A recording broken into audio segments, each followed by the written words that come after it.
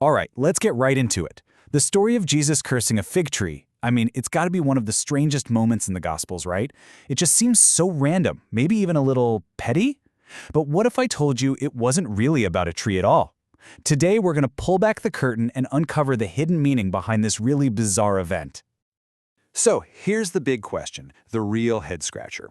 Why on earth would Jesus curse a fig tree for not having fruit when it wasn't even the season for figs? I mean, Mark's gospel tells us flat out, it was not the season for figs.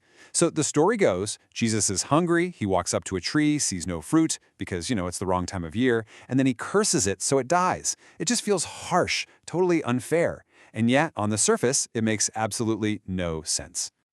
And listen to the curse itself, it's so final. May no fruit ever come from you again. And just like that, the tree withers. This isn't just some off-the-cuff remark, This is a huge, dramatic, public spectacle. And like any good rabbi, Jesus was using this shocking moment as a teaching tool. To figure out what he was teaching, we have to rewind a little and look at what happened just before this. All right, clue number 1, the king's controversial arrival. See, this whole fig tree thing doesn't happen in a vacuum. It's actually sandwiched right between two massive events, and the first clue is all about how Jesus entered Jerusalem for the very last time.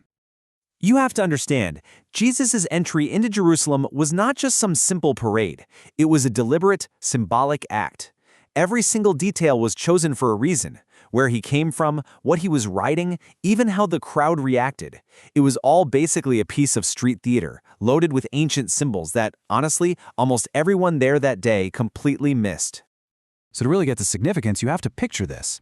At about the same time, on the other side of the city, the Roman governor Pontius Pilate, he would have been making his own entrance. He'd come from the west with a massive military procession, war horses, banners, the whole 9 yards.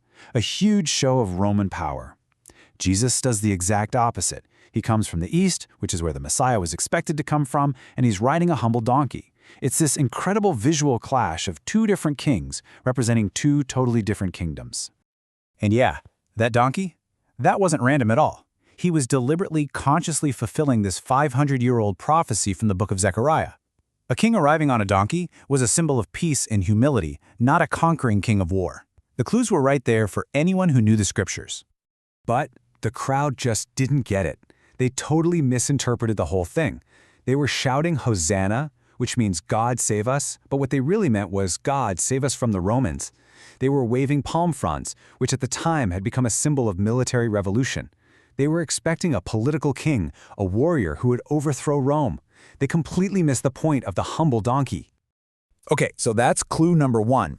For the second clue, we're going to follow Jesus from the city gates right into the heart of the nation's religious life, the Jerusalem temple. And trust me, what he does there is every bit as shocking as cursing a fig tree. Now, to get what happens next, you got to have a picture of the temple in your head. It was basically a series of courts, and each one you went through got more exclusive. The action here all goes down in the outermost court, the court of the Gentiles. And that's key, because this was the one and only place where non-Jews were allowed to come and worship. But instead of being a place for prayer and worship, this court had been turned into a loud, chaotic marketplace. And here is the really important part. This wasn't just a few rogue merchants trying to make a buck. This whole system, selling the approved sacrificial animals, exchanging foreign money for temple currency, it was all owned, regulated, and controlled by the chief priests. This was their business.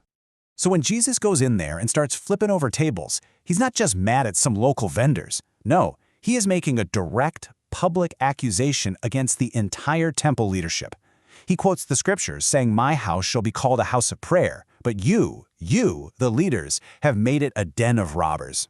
He's basically saying they've turned God's house into their own personal, mafia-like racket, ripping people off financially and, even worse, robbing non-Jews of their one place to connect with God. Okay, so let's recap.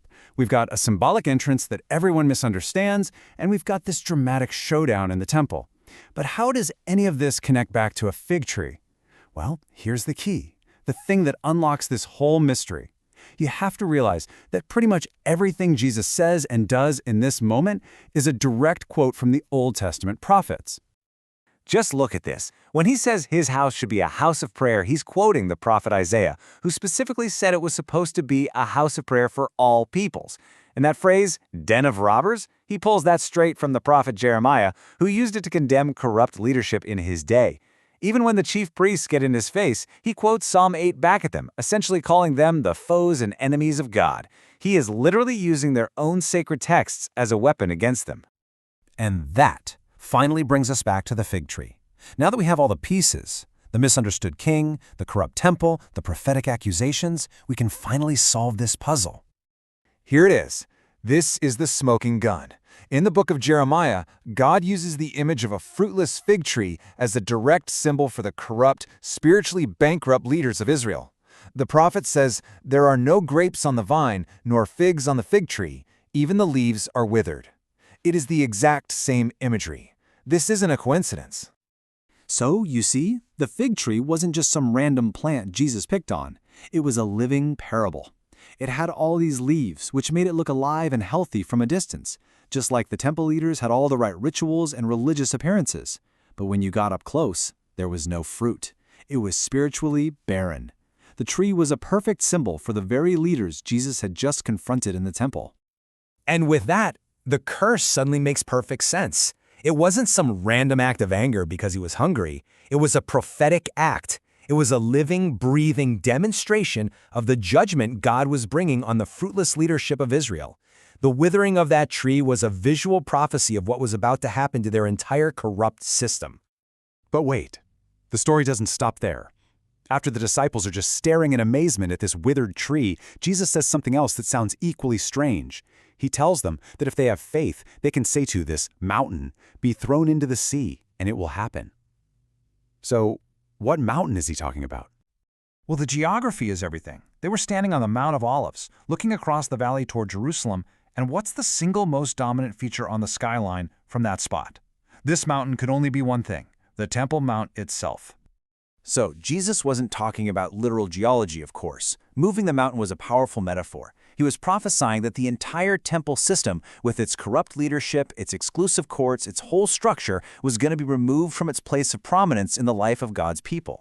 And this all leads to the final, and maybe the most important piece of this whole puzzle.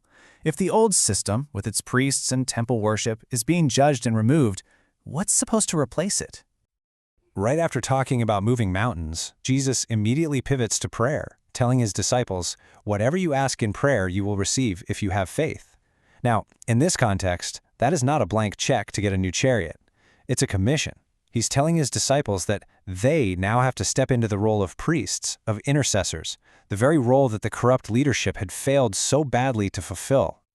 And you can see that the first Christians absolutely understood this. The Apostle Peter, who was right there that day, later wrote that all believers are like living stones being built into a new kind of spiritual house, a holy priesthood. And this idea wasn't even brand new. It was actually a return to God's original plan, all the way back in the book of Exodus, for the entire nation to be a kingdom of priests.